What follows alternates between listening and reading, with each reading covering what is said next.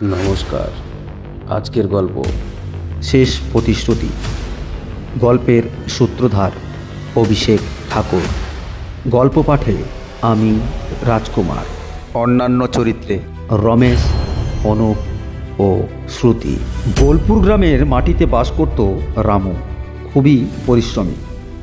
সকাল থেকে রাত পর্যন্ত নার্সারির গাছপালা সামলে সংসার চালাতো। কিন্তু সংসার জীবনে সব কিছু মসৃণ ছিল না। রামুর সাথে তার বাবার নিত্য ঝগড়া চলতেই থাকতো, কখনো টাকার কারণে, কখনো জমি জমা নিয়ে। একদিন রাগের মাথায় রামু চরম কথা বলে ফেলল বাবাকে। তুমি মরে গেলেই আমাদের শান্তি হবে। কোনো সন্তান কখনো তার বাবাকে এমন কথা বলে না। সেই অপমান শুনে বাবার চোখে জল এসে গেল। তিনি ঠান্ডা গলায় বললেন, তুই শান্তি চাস? আমি মরলে তোর শান্তি হবে? মনে রাখিস রামু, আমি যদি যাই তোকেও শান্তিতে থাকতে দেব না। তোকে আমার সাথে টেনে নিয়ে যাব। কয়েক মাসের মধ্যে বার্ধক্যে রামুর বাবা মারা গেলেন।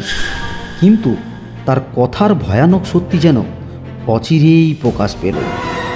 বাবার মৃত্যুর ঠিক 15 দিনের মাথায় রামু হঠাৎ অস্বাভাবিকভাবে মারা গেল। নার্সারি থেকে কাজ সেরে ফেরার পথে। বয়স হয়েছিল মাত্র 46 বছর। রামু স্ত্রী ভেঙে পড়লেন। বুকের ভেতর শুধু একটাই কথা, 5 বছরের ছেলেকে নিয়ে কিভাবে চলবে? মা ছেলে মিলে স্বজনদের সাথে রামুর সৎকার করলেন। রামুর ছোট্ট ছেলেটিকে রামু ভীষণ ভালোবাসত, আর ছেলেও বাবাকে ছাড়া থাকতে পারত না। মৃত্যুর 3 দিন পর এক রাতে মা, ঠাকুমা আর ছোট্ট ছেলেটি একই খাটে ঘুমোচ্ছিল। হঠাৎ মাঝরাতে মা জেগে ওঠে। ছেলেটি খাটে নেই। চারিদিকে খুঁজেও তার হদিশ পাওয়া গেল না। আতঙ্কিত মা পাড়ায় চিৎকার করে বললেন, আমার ছেলেকে কেউ দেখেছো?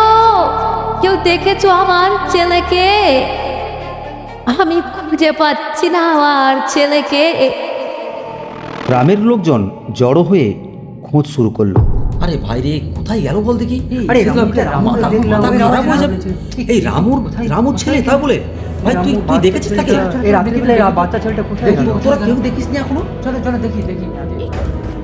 হঠাৎ খবর এলো, শ্মশানের দিকে যাওয়ার পথে এক পুকুর ঘাটে বাচ্চাটিকে দেখা যাচ্ছে। সবাই ছুটে গেল।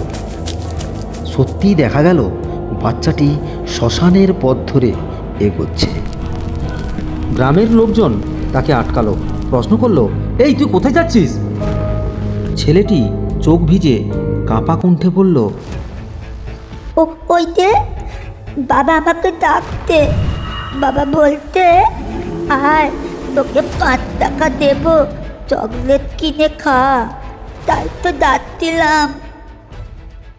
সবার গা কেঁপে উঠল। কেউ কাঁদলো, কেউ কাঁপলো ভয়ে। বাচ্চাটিকে জোর করে ঘরে ফিরিয়ে আনা হলো।